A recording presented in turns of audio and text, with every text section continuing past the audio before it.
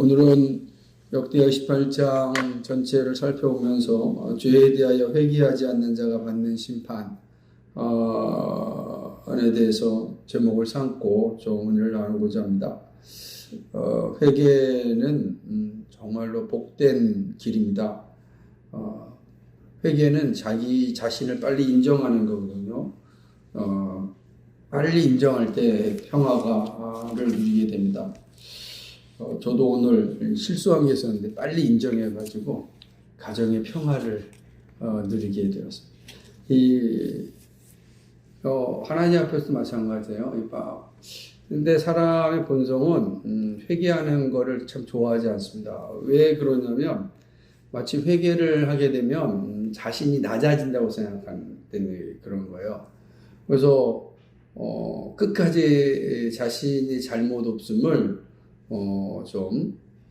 방어하고 싶은 그 욕망들이 다 사람에게 있습니다. 그래서 회개하라 그러면은 가장 먼저 나오는 반응이 내가 무슨 죄를 졌길래 회개해? 라고 이야기하는 것이죠. 그래서 회개를 강조하는 기독교를 사람들이 별로 좋아하지 않습니다. 그거는 마치 자신의 자존심을 이렇게 좀 깎는 그러한 모습처럼 보이기 때문에 그렇습니다. 그러나 회개 없이는 사실은 평화는 없고 회개 없이는 구원이 없습니다. 이것이 성경이 우리에게 분명히 가르쳐주는 진리이죠. 그래서 우리는 힘들고 어렵지만 회개를 이야기하는 것이고 회개하여야만 하나님의 영광 앞에 설 수 있다라고 하는 사실입니다. 그런 반면에 오늘 말씀은 그렇게 중요한 이 회개에 대하여서 거부하고 있는 한 사람, 그리고 하나님 앞에 얼마나 무서운 심판을 받게 되는지를 우리에게 잘 보여주고 있습니다. 본문은 총 4부분으로 이렇게 나누어져 있습니다. 1절로부터 7절까지는 유다의 이제 10대 왕인 아하스의 모습과 하나님의 진노가 기록되어 있고요. 그리고 8절로부터 15절까지는 이스라엘 왕 베가의 행위에 대해 꾸짖고 포로를 돌려보낸 선지자 오뎃의 기록이 나와 있고요.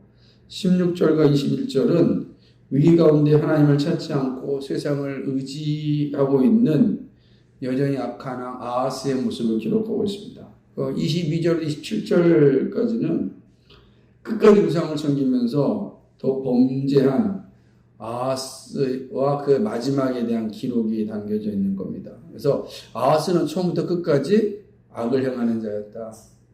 처음부터 끝까지. 이 사실 좀 자세히 좀 살펴보겠습니다. 우선 1절부터 7절까지 생각해 볼 텐데요. 아하스는 20살에 이제 왕이 됩니다. 그리고 16년을 통치하게 되는 것이죠. 총 36년을 이제 살게 되는 거죠. 20살에 왕이 됐고요. 근데 아하스는 그의 아버지 그 요담과도 전혀 다른 길을 이제 가게 됩니다. 아버지 요담은 정치적으로는 매우 정직한 길을 걸었던 사람이죠. 그러니까 적어도 왕으로서는 다윗의 길을 따랐던 사람입니다. 그런데 아하스는 그 아버지와는 전혀 다른 길을 걸어가게 됩니다. 다윗의 길을 거부하고 자신의 길을 가는 거죠. 저는 이 표현이 참 좋습니다. 다윗의 길이라고 하는 것은 다윗의 길이 말하고 있는 의미가 뭐냐면 정직한 길이다라고 하는 거죠. 다윗의 길을 거부하였다라고 하는 것은 불의의 길을 갔다 이런 뜻이 되기 때문에 매우 중요한 의미를 가지고 있는 것이죠. 우리가 다윗의 나라를 꿈꾸는 이유는 그 정직한 나라를 꿈꾸는 겁니다. 그런 측면이죠. 그럼 다윗의 길을 가지 않았던 아하스는 어떤 길을 갔는가? 오늘 7절까지 4가지의 모습이 기록되는데 첫째는 불의한 길을 갔습니다. 그 28절을 보게 되면 여호와 보시기에 정직히 행하지 아니하였고 라고 하는 거 보면 정직한 행동을 행하지 않았다. 정직한 삶을 살지 않았습니다. 정직하지 않았다라고 하는 것이죠. 또한 두 번째는 각종 우상을 섬기게 됩니다. 이스라엘 열왕의 길로 행하여 바알들의 우상을 섬겼다. 여기서 이제 비교가 되죠. 다윗의 길이 아니라 이스라엘 열왕들의 길이다. 그럼 이스라엘 열왕들의 길은 어떤 길인가? 우상숭배의 길입니다. 그러니까 우상숭배의 길을 가죠. 바알을 섬기는 우상숭배의 길 같습니다. 더 끔찍한 것은 그가 더 잔인한 우상을 섬기는데 흰놈의 아들 골짜기에서 흰놈의 골짜기에서 몰렉 신에게 이 자녀를 바치는 인신 제사를 행하였습니다. 이게 이스라엘 왕으로서 할 일이겠습니까? 그런데 지금 이 아하스는 그 일을 행하죠. 자신의 길이죠. 그러니까 아버지의 길도 아닙니다. 다윗의 길도 아닙니다. 이들이 간 길은 이스라엘 열왕의 길이고 또 이스라엘 열왕보다도 더 악한 길로 갔는데 그게 바로 흰놈의 골짜기에서 인신제사를 드렸던 것입니다. 네 번째는 자신만 그런 제사를 드린 게 아니라 그러니까 예루살렘에서만 그런 제사를 드린 게 아니라 산당과 나무 아래에서 그러니까 나중에 뒤에 보겠지만은요. 뒤에 보게 되면은 25절에 보면은 유다 각 성읍에 산당을 세워 다른 신들에게 분향하였다는 거예요. 그러니까 유다 각 성읍에다가 산당을 세웠습니다. 그리고 동산이 있고 나무가 있는 곳에서 다 우상 숭배를 하게 한 겁니다. 그러니 이 아하스가 얼마나 악한 길을 갔는가. 그러니까 다윗의 길이 아니라 이스라엘 열왕의 길이요. 그리고 넘어서 자신이 악한 자신의 길을 갔다라고 하는 것이죠. 하나님이 이런 악한 길을 가고 있는 이 아하스를 심판합니다. 분명 왕은 하나님이 세워줬지만 그 왕이 하나님의 뜻을 따라 행동하지 않을 때 하나님이 심판하십니다. 모든 통치자는 다 하나님이 세우지만 그러나 하나님의 뜻에 따라 행동하지 아니하면 하나님이 심판합니다. 근데 하나님이 어떻게 심판하십니까? 이방 민족들을 통하여서 아하스를 심판합니다. 그래서 에돔이라든지 블레셋, 그 다음에 북이스라엘을 통하여서 이 유다를 심판하는 겁니다. 오늘도 마찬가지죠. 악한 통치자를 하나님이 심판하는데 어떻게 심판합니까? 여러 가지 방법이 있죠. 백성들의 시민 불복종 운동을 통해서 심판할 수 있습니다. 혹은 또 투표를 통해서도 악한 통치자가 또 내려올 수도 있는 것이죠. 다양한 방법으로 하나님의 심판이 임할 수 있죠. 적어도 악한 통치자에게 그렇다라고 하는 것이죠. 특별히 북이스라엘의 왕인 베가를 통하여 아주 엄청난 그 피해를 유다에게 입히는데 이 베가가요 하루 만에 유다 용사를 12만 명을 죽입니다. 유다의 용사 12만 명이면 더 이상 전쟁을 할 수 없는 그런 상황이 되어버린 거죠. 유다는 장수를 잃어버렸으니 나머지 군인은 오합지졸에 불과한 거죠. 그렇게 되는 것입니다. 더군다나 에브라임의 용사인 시그리는 어떤 일을 합니까? 왕자 마하세를 죽입니다. 국내 대신과 총리 대신 아슬리감과 엘가나를 또 죽입니다. 그러니까 이 말은 그러니까 장수뿐만 아니라 장수의 대장들이죠. 왕자와 그 다음에 국내 대신과 총리 대신. 국내 대신이라면 우리식으로 얘기하면 우리식 행안부 장관 아니죠. 국무총리 빼고 행무장관, 국방부 장관 모르겠어요. 어느 위치에 있을 그 정도의 위치에 있는 겁니다. 그러니까 하나님께서는 이 악한 길을 가고 있는 아하스를 향하여서 이렇게 심판하죠. 악한 통치자가 영원하지 아니함을 분명하게 보여주는 장면이죠. 이렇게 유다는 초토화가 됩니다. 이어서 이제 8절과 15절을 좀 생각해 보겠습니다. 이 부분은 아하스와 관계없이 보이는 기록입니다. 왜 그러냐면 이 8절로부터 15절까지는 북이스라엘에 대한 내용이에요. 그러니까 이 북이스라엘의 왕 베가가 유다를 침략하여서 엄청난 포로와 그 다음에 재물을 가지고 옵니다. 그러니까 노획 물건이겠죠. 그러니까 전쟁에서 이긴 그 전쟁 물자를 다 가지고서 이제 돌아옵니다. 의기양양하죠. 이미 장수 12만 명을 죽였으니 이거는 대단한 승리입니다. 이런 승리가 어디 있겠어요? 북이스라엘 입장에서는 어마어마한 승리입니다. 그래서 수없이 좀 많은 포로를 데려오는데 몇만 명이죠? 20만 명. 12만 명의 군사는 죽었고 20만 명은 이제 포로로 잡혀서 오는 겁니다. 그런데 이 5대 선지자가 북이스라엘 그들의 수도인 사마리아로 오고 있는 군사들을 막습니다. 그리고 엄하게 꾸짖는 겁니다. 엄하게 꾸짖는 겁니다. 그러니까 오데스의 꾸짖음의 핵심이 뭐냐면, 자, 지금 남쪽 유다가 이렇게 심판을 받은 것은 하나님의 진노하십니다. 라는 거예요. 하나님께 범죄하였기 때문에 하나님께서 지금 진노하신 것이다. 심판하신 것이다. 이 말은 뭐죠? 북이스라엘 너희가 남유다를 이긴 게 아니고 하나님이 지금 남쪽 유다의 심판을 내린 거다. 그런데 지금 너희의 모습이 어떠냐? 마치 너희가 승리한 것처럼 아주 그냥 대단한 기세를 가지고 있지 않느냐라고 이야기하고 있는 겁니다. 그러면서 말합니다. 너희에게는 범죄함이 없느냐? 너희가 잘나서 지금 이겼다고 생각하느냐? 너희에게는 범죄함이 없느냐? 이렇게 질문하는 겁니다. 되게 아주 무서운 질문 아니겠습니까? 그러면서 말하기를 너희 형제들을 데려오지 마라. 이 사마리아로 데려가면 안 된다. 하나님의 심판이, 하나님의 진노가 남쪽 유다에 임한 것처럼 너희에게도 임할 수 있다. 라고 이야기합니다. 그러자 이 5대 선지자의 말씀을 들었던 에브라임 자손의 두목들이 이제 나서서 이 북이스라엘 사마리아로 들어오는 이 군인들을 막습니다. 들어오지 못하게 합니다. 이러다가는 하나님께서 진노하셔서 이 이스라엘도 동일하게 심판받을 수 있다. 지금 하나님의 진노가 이스라엘에 가까이 와 있다. 이렇게 이야기하는 겁니다. 그러니까 이 말을 듣자 군인들이 이제 두려운 거죠. 그래서 이들이 어떻게 합니까?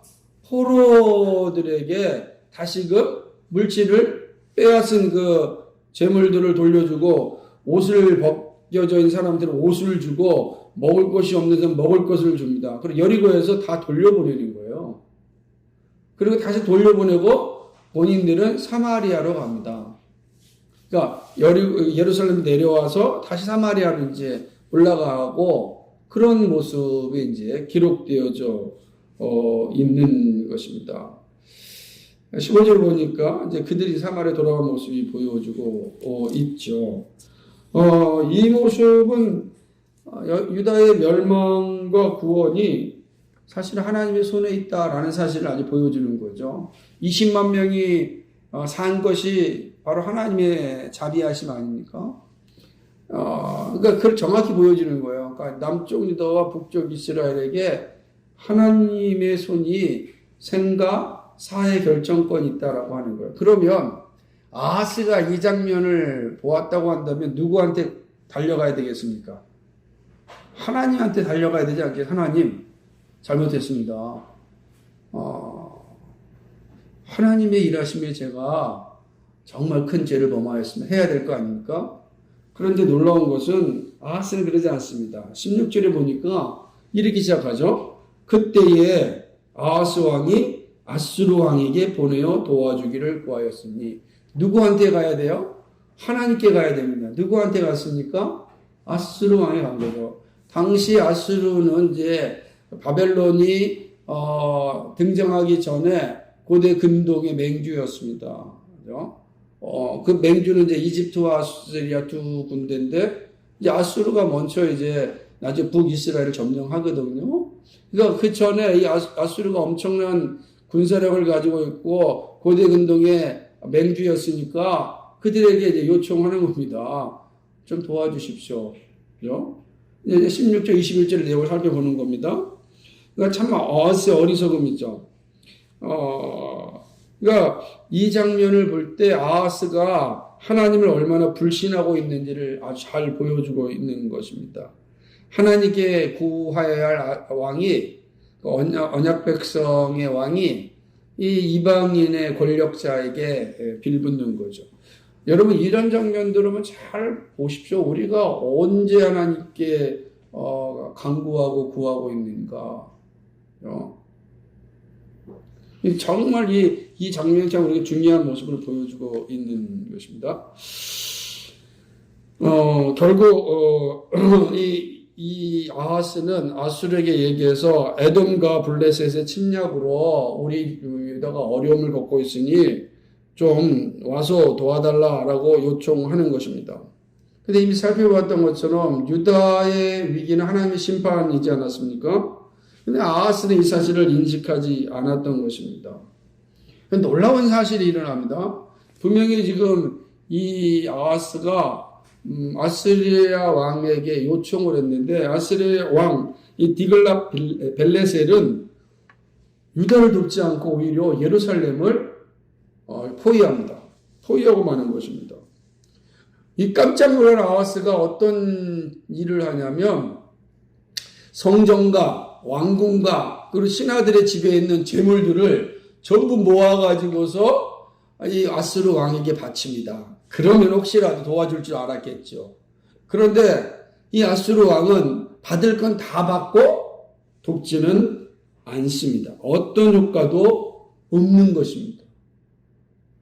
근데 장면은 그렇게 끝납니다. 그러니까 어떤 것도 받지 않았죠. 그 사건까지만 기록하는 거예요. 그러니까 이 기록의 목적이 분명히 나타나는 것이죠. 그러니까 아하스가 지금 무슨 잘못한 거예요?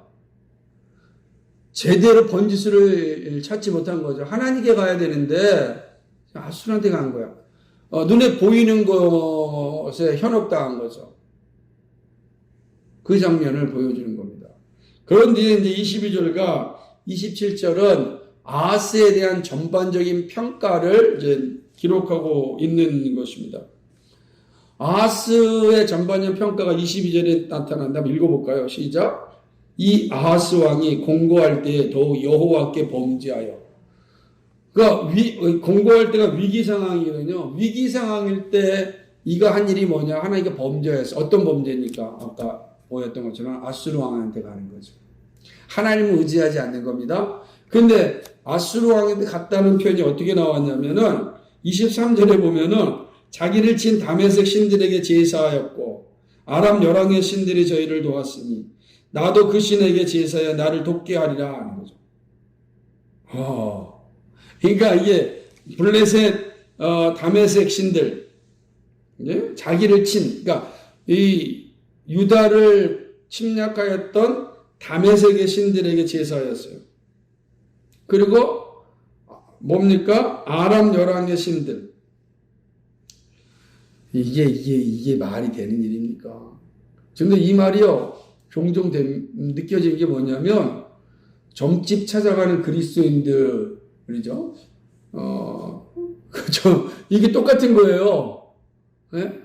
지금, 약한 자들에 의하여서, 위기가 왔는데, 세상에 하나님께 가서 회개하고 굴복하고 하나님 도와주십시오 해야 되는데 그러지 않고 점집 찾아가서 점 보는 그리스도인들이 귀신한테 가서 귀신한테 도와달라고 하니 얼마나 우스워요. 그러지 않습니까? 이 모습이에요. 여러분 무당과 그리고 점 치는 사람들이 자신을 향해 뭐라고 해요? 자기는 신내림을 받았다 그러잖아요. 그렇죠. 본인들이 귀신의 받았다 그러잖아요. 근데 그런 사람한테 가서, 무릎을 꿇고 돈을 내고 머리를 조아리고 도와달라고 하니 얼마나 기가 막힌 일이겠습니까? 근데 그들이 돕습니까? 도울 수가 없죠. 하나님의 사람을 도울 수가 없는 겁니다. 결국 아하스는, 그들의 어떤 도움도 받지 못하고 25절에 있는 것처럼 여호와의 노를 격발케 합니다. 하나님의 노가 임하는 거죠. 그렇게 아하스는 그의 생이 끝납니다. 그가 죽었을 때 그의 평가를 27절에 기록했는데 같이 한번 읽어볼까요? 시작. 아하스가 그 열조와 함께 잠에 이스라엘 열왕의 묘실에 들지 아니하고 예루살렘 성에 장사하였더라. 아멘. 어떤 거죠? 그가 이스라엘 열왕의 묘에 들지 않았다. 뭐죠? 다윗의 묘실에는 들지 않은 거죠. 그리고 예루살렘 성의 장사였어요. 예루살렘 성 어디인지 모르십니다. 그는 이제 인정받지 못한 유다의 왕이었다라는 것을 잘 보여주고 있는 것입니다. 아하스의 악한 범죄를 기록한 말씀이 오늘 28장, 역대하 28장입니다. 정치적으로는 정직한 아버지였으나 영적으로 정직하지 못하였던 이 아버지 요담으로부터 아하스는 최악의 것만 물려받았습니다. 그는 정치적으로도 불의하였고 영적으로도 가장 추악하였습니다. 그죠? 이게 참 슬픈 역사하고 비참한 역사를 보여주고 있습니다. 그런 의미에서 본문의 주제는 5대 선지자의 말씀을 통하여 알 수 있습니다. 하나님께 범죄한 것을 회개하지 않는 자에게 임하는 준엄한 심판. 이건 사실은 누가 얘기한 거예요? 5대 선지자가 누구에게 얘기한 거예요? 북이스라엘에 얘기한 거예요. 그런데 이 말씀은 오늘 본문 전체의 주제인 겁니다. 이 말씀은 뭐죠? 회개한 북이스라엘은 진노를 피하잖아요. 회개하지 아니하는 아하스는 그 진노 가운데 떨어진 거죠. 이 사실을 분명히 보여주고 있습니다. 5대 선지자의 말씀을 들었던 북이스라엘은 그 하나님의 진노를 받지 않아요. 그러니까 아하스의 삶을 통하여 말씀하시는 이 하나님의 교훈을 우리 정말 바르게 이해할 수 있어야 될 것입니다. 그래서 우리는 이 사건, 다시 말하면 아하스의 사건과 5대 선지자 이 사건을 통하여서 오늘 이 말씀 우리에게 매우 의미심장하게 또 교훈하고 있다. 그죠? 그 교훈의 첫 번째 내용이 뭔가? 그것은 바로 악한 자는 하나님의 심판에서 결코 피할 수 없다라는 사실이죠. 5절과 9절과 19절과 25절 이 말씀에서 지속적으로 나타나는 게 뭐냐면 하나님의 심판을 강조하는 겁니다. 5절에 보니까 그러므로 그 하나님 여호와께서 아람 왕의 손에 붙이심에 라고 하는 거죠. 그죠?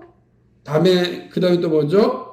거기서 다음에 우리가 또 이스라엘 왕의 손에 붙이심에 그러니까 이렇게 하나님의 심판의 메시지가 분명히 나타나는 거죠. 9절 말씀에 보니까 하나님 여호와께서 유다를 진노하신 고로 하나님이 진노하셨죠. 19절에 보니까 뭐라고 그랬습니까? 이는 이스라엘 왕 아하스가 유다에서 망령되이 행하여 여호와께 크게 범죄하였으므로 여호와께서 유다를 낮추시니라. 낮추시는 거죠. 여기서 낮추신다라고 하는 건 뭐 낮아지게 한다, 겸손하게 한다는 거 아닙니다. 이거 완전히 그냥 바닥으로 떨어지게 한다라고 하는 것입니다. 25절이 뭡니까? 열조의 하나님 여호와의 노를 격발케 하였다. 그죠? 노가 격발된 겁니다. 하나님의 노가 격발됐는데 피할 자가 어디 있겠습니까?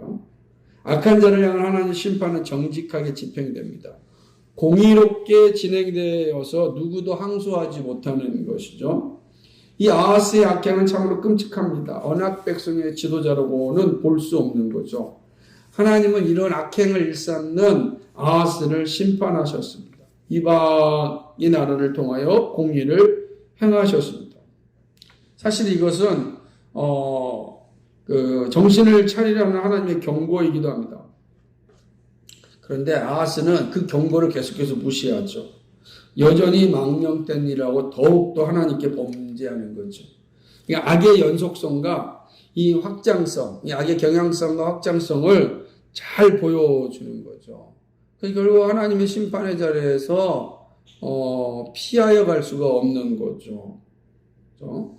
참 자신만 그러면 좋은데 나라 전체가 그런 비참한 자리에 이르게 된 것 아니겠습니까? 이건 일반적으로 표현하는 거예요. 그래서 회개하여 돌이키지 아니하면 누구든지 다 심판의 자리에 이른다. 이 사실을 사실 분명히 말씀해 주는 것입니다. 예수님께서도 그 사실을 분명히 말씀하세요. 회개하라. 그래 천국이 가까웠다는 거죠. 그 말은 뭡니까? 회개하지 아니하면 심판의 자리에 이르게 된다. 슬피 울며 이를 가는 자리에 서게 된다. 그러므로 회개의 기회가 있을 때 회개하라 라고 하는 거예요. 성경 이 사실 우리에게 분명히 가르쳐 주고 있고 끊임없이 열왕들의 역사를 통하여서도 우리에게 반복적으로 말씀해 주고 있는 것입니다. 그죠? 사랑이 하나님이시기 때문에 악한 자를 심판의 자리에 이르게 하지 않는다. 이런 착각에 빠지면 안 된다는 겁니다. 하나님의 공의는 명백하게 이루어지는 거죠. 그게 사실인 것입니다. 그것이 바로 하나님의 사랑이다 라고 하는 사실이죠.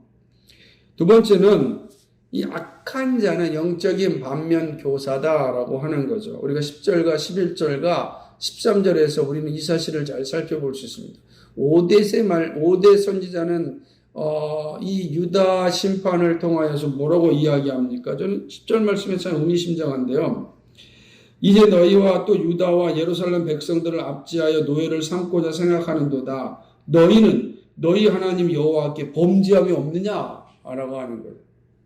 그러니까 지금 유다가 범죄하여서 우리가 쳤습니다 라고 하는 아지양 대단한 교만 가운데 있는 이 이스라엘 군사들을 향하여서 너희는 하나님께 범죄함이 없느냐. 다시 말하면 너희도 사실은 뭐예요? 범죄한 자다.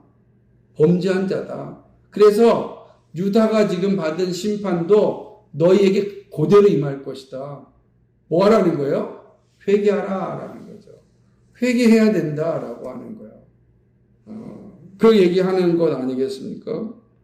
그 11절에 보니까 여호와의 진노가 너희에게 임박하였느니라 라고 말씀하는 거죠. 그음을 보는 것입니다. 그러니까 이런 측면들이 우리에게 이제 분명하게 나타나고 있는 것 아니겠어요? 그러니까 이런 사건들을 보면서 참 저 나쁜 놈들이네. 저러니까 안 되지. 라고 말하는 것으로 끝나라고 이 말씀을 주신 게 아니다. 영적인 반면교사. 그러니까 5대 선지자가 이 아하스의 사건의 중간에 하나님께 기록해 놓은 거예요. 사실 이건 아하스의 일대기인데 왜 5대세 이야기가 들어가겠는가 생각해 보셔야 되지 않겠어요? 너희도 똑같다는 거예요. 회개하지 아니하면 아하스와 너희가 무슨 차이가 있느냐? 차이가 없다. 반면교사를 삼으라고 하는 것이에요. 반면교사가 이런 거 아니겠어? 본이 되지 않는 남의 말이나 행동이 도리어 자신의 인격을 수양하는 데 도움을 주는 경우를 이루는 말. 이게 사전적 표현이란 말이에요. 남의 모습을 통하여서 나는 어떤가 돌아보라는 거죠. 유다의 이 하나님께 범죄하였고 회개하지 않는 저 모습에 하나님이 심판하는 것을 통하여서 뭐라는 거예요? 회개하고 하나님의 진노를 피하라라는 것 아니겠습니까? 그 악한 자의 존재 이유를 5대 선지자를 통하여 우리에게 알려주시는 겁니다.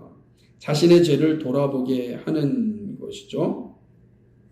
그러니까 5대 역시 북이스라엘도 이런 영적인 회개가 없으면 남유다와 똑같다. 하나님의 심판의 자리에 서게 될 것이다. 교만하지 말라는 겁니다. 네가 잘나서 그런 건 아니다. 이렇게 말씀하고 있는 거죠. 그래서 우리도 오늘 이 시대를 살아가면서 정말 악한 자들의 이야기가 끊임없이 나오잖아요. TV를 보던 뉴스를 보던 얼마나 악한 자들이 많습니다. 주변에 보던. 근데 그거 볼 때 뭐 하라는 거예요? 손가락질하고 이 못된 놈 죽일 놈. 그렇게 하라고 그걸 지금 우리가 듣는 게 아닙니다. 예수님이 뭐라고 말씀하셨습니까? 남의 눈에 있는 티끌을 보지 말고 네 눈에 있는 들불을 보라 그러지 않습니까? 그러니까 저들의 모습을 보면서도 야 정말 회개하지 아니하면 나도 회개하지 아니하면 저렇게 될 수 있구나. 나도 똑같이 저런 악한 자의 사악한 길에 얼마든지 쓸 수 있구나. 이 사실을 보는 겁니다. 안 그러겠습니까? 이 불로소득을 꿈꾸는 사람, 일확천금을 꿈꾸는 사람들의 모습을 보세요. 사기를 쳐서라도 돈을 벌고, 그죠?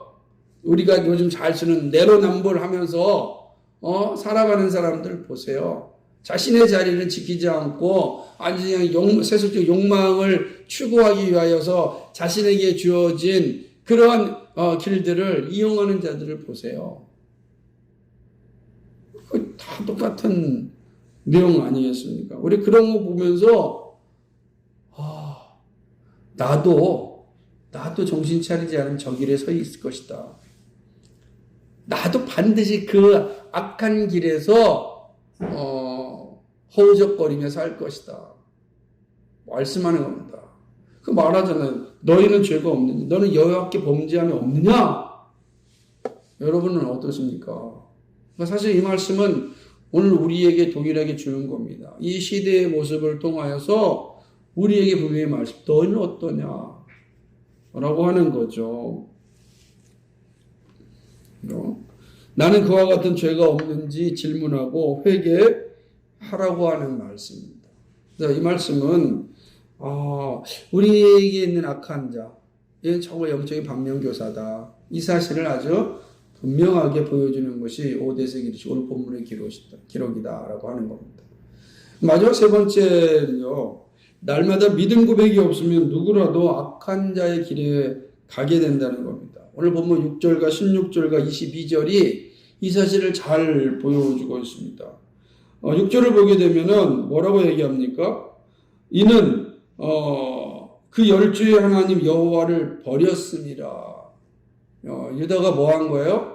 하나님을 버린 것입니다. 16절이 뭐라고 나와 있습니까? 그때 아하스 왕이 아수르 왕에게 보내어 도와주기를 구하였습니다. 22절이 뭐라고 나와 있습니까? 아하스 왕이 공고할 때 여호와께 범죄하였다. 이 장면을 하나씩 생각해 보세요. 하나님을 버린다라는 걸 왜 버리죠? 하나님이 나에게 도움이 되지 않는다는 생각하니까 버리는 거 아니겠어요? 여러분 좋은 물건을 버립니까? 쓰레기를 버립니까? 다 쓸모없는 쓰레기를 버리는 거 아니겠어요? 쓰레기 될 만한 것들. 하나님을 버렸다? 이렇게 인식이 되는 거예요. 하나님이 나에게 도움이 되지 않는다라는 인식하는 거죠. 그럼 왜 그런 생각을 가졌을까요? 믿음이 없기 때문입니다. 믿음이 없으니까 그러한 결과에 이르게 된 것이죠.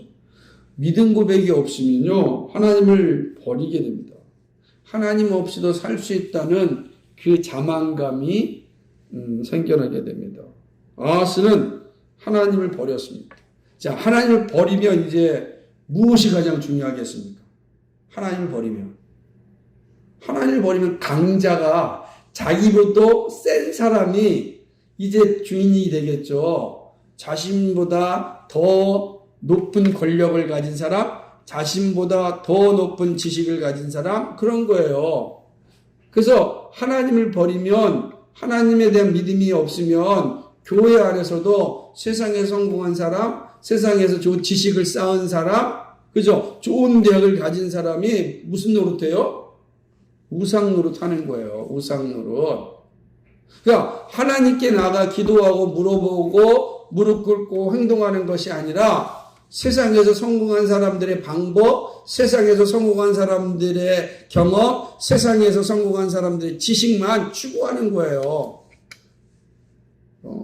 그게 불필요하다는 게 아니에요. 필요해요. 근데 그게 우상이 되면 안 된다고요. 근데 하나님을 버리면 그게 우상이 돼요. 하나님을 버리지 아니하면 그것들은 우리에게 좋은 도구가 될 수 있어요. 지혜와 지식을 주셨으니까 지식을 배우고 지혜를 얻는 거예요. 그러나 거기에 굴복당하지 않는다고요. 그거를 신으로 숨기지 않는다고요. 그래서 어떤 일이 있다 할지라도 우선순위는 하나님께 기도하고 하나님의 뜻을 구하려고 몸부림치고 그때 하나님이 주시는 지혜와 지식과 경험을 사용하는 겁니다. 이 순서가 바뀌면 안 돼요. 근데 이 순서가 바뀌게 되는 순간 어떻게 되죠? 이제는 하나님이 필요 없게 됩니다. 하나님이 필요 없게 되죠. 세상에서 아무리 대단한 지식과 경험을 가지고 있다 할지라도 어떻게 하나님의 지식과 하나님의 경험을 넘볼 수 있겠습니까? 착각하면 안 됩니다. 근데 착각하는 순간 교만해지고 교만한 순간 신앙이 무너지게 되고 교회를 떠나는 거예요. 그리고 자기 세상을 살아가는 거죠. 아하스처럼. 반드시 그렇게 됩니다. 자기 살아가는 거죠. 거기에 세상에서 성공해 보십시오. 물질적으로 좀 넉넉하고 뜻의 권력도 좀 갖게 되고 사람들에게 인기를 얻게 되고 그렇게 되는 거죠. 그러다 그것이 한순간에 사라지면 어떻게 되겠습니까? 극단적인 선택을 하잖아요. 허망하다고. 그냥 하나님 버린 자들에게 나타나는 아주 일반적이고 공통적인 모습이다. 아하스가 아수르 왕을 찾아가는 모습 아닙니까? 위기 가운데 하나님께 나오지 않습니까? 왜 안 나오죠? 하나님 버렸으니까 지금 나한테 위기가 왔잖아요. 그러면 어디로 가야 돼요? 우리 기도하는 자리로 가야 될 텐데 안 가요. 다시 누구한테 가는 겁니까? 아수르보다 더 나은 왕에게 가려고 하겠죠. 이집트의 왕을 가든지 바벨론 왕으로 가든지 우리 식으로 얘기한다면 좀 더 좋은 지식을 가진 사람, 좀 더 권세를 가진 사람한테 가서 어떻게 뇌물을 써서라든지 어떤 수단을 써서라든지 이겨보려고 하지 않겠습니까? 그 모습이 있다는 거죠. 여기에서 죄의 확장성을 보게 되는 겁니다. 날마다 믿음 고백이 필요한 것은 하나님 중심의 삶을 살기 위함입니다. 하나님 중심의 삶은 믿음 고백을 통하여 이루어지는 것이죠. 믿음은 믿음 고백으로 유지되고 죄와 싸울 수 있고 죄로 기루어지거나 확대되는 것을 막습니다. 할마다 믿음 고백할 때 죄와 싸울 수 있고요. 죄로 기울어지는 것을 막을 수가 있는 것입니다. 이게 중요하다. 그래서 오늘은 이 아하스의 모습을 통해서 정말 우리 자신을 잘 살펴보는 게 되게 중요하다라고 하는 거죠. 누구라도 예외가 없습니다. 날마다 믿음 고백하는 게 얼마나 중요한지 몰라요. 말씀드렸습니다. 우리 가운데 누구라도 영적인 이 죄에 빠질 수 있습니다. 그죠? 그러나 두려워할 일은 아니죠. 왜 그렇습니까? 우리는 죄로부터 회개할 수 있는 기회가 있기 때문입니다. 그리고 회개할 때 다시금 살아날 수 있기 때문입니다. 오늘 말씀 그걸 강조해 주고 있는 겁니다. 너희는 여호와께 범죄한 일이 없느냐? 우리 다 범죄한 일도 있고 범죄하며 살 수도 있습니다. 거기에 멈추면 안 된다는 겁니다. 돌이켜라. 하나님의 진노가 임하기 전에 회개하라. 회개의 자리에 서야 한다라고 하는 거죠. 죄에 대한 회개는 악을 이기는 시작입니다. 그리고 날마다 믿음 고백은 의를 지속하는 길입니다. 회개는 말 그대로 악을 이기는 것, 죄를 이기는 것이고, 그리고 우리가 이 믿음 날마다 고백하는 거는 하나님께 나에게 주시는 의를 지속하는 거예요. 그럼 이게 믿음 고백을 하지 않으면 의로운 삶을 지속할 수가 없고, 지속할 수 없으면 죄가 우리를 지배하게 되는 겁니다. 나는 하나님께 범죄한 일이 없는지 살펴보고 우리 믿음의 길을 정말 회복해야 됩니다. 예수님이 말씀하신 것처럼 내 눈에 들보를 아주 민감하게 살펴보면서 다른 사람의 죄 말하기 전에 내 눈을 살펴보고 그리고 그 앞에 서야 됩니다.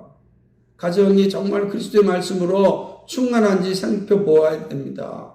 교회가 건강하게 말씀으로 충만할 때 세상을 향하여서 회개하라 라고 말씀할 수 있는 거죠. 교회도 여전히 죄악 덩어리인데 세상을 향하여서 회개하라가 되겠습니까? 이 말씀 다 우리에게 보여주는 겁니다. 우리 빛가소금 교회는 하나님께 범죄한 일이 없는가? 우리는 회개해야 됩니다. 생각나면 회개하고 하나님의 뜻을 선명하게 세워나갈 때 우리 세상을 향하여 이웃을 향하여 바르게 복음을 전할 수가 있는 것입니다. 믿음의 길을 가는 것은 죄와 싸우는 길이고 고룩을 만드는 길임을 항상 기억하면서 항상 내 자신을 살펴보고 회개의 자리에 그리고 의의 자리에 날마다 서는 날마다 믿음 고백하는 그런 하나님의 사람들이 되기를 주님의 이름으로 간절히 축복합니다.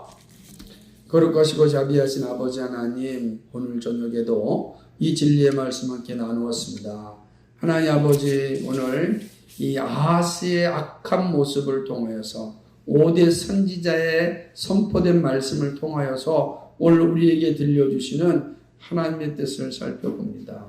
오 아버지 하나님, 참으로 이 죄에 대하여 회개하지 않는 자에게 임하는 하나님의 이 진노, 하나님의 심판이 얼마나 무서운가를 우리는 살펴보았습니다. 그러나 회개하는 자에게 하나님의 은혜가 얼마나 풍성한지도 보게 됩니다. 아버지 하나님, 정말로 회개하여 하나님께 영광 돌리는 그런 우리의 삶 되게 하여 주옵소서. 그 길은 날마다 믿음 고백하는 것입니다. 죄와 싸우는 길입니다. 의의 길에 날마다 서는 것입니다. 이를 충만하게 감당할 수 있도록 도와주옵소서. 예수 그리스도의 받들어 기도합니다. 아멘.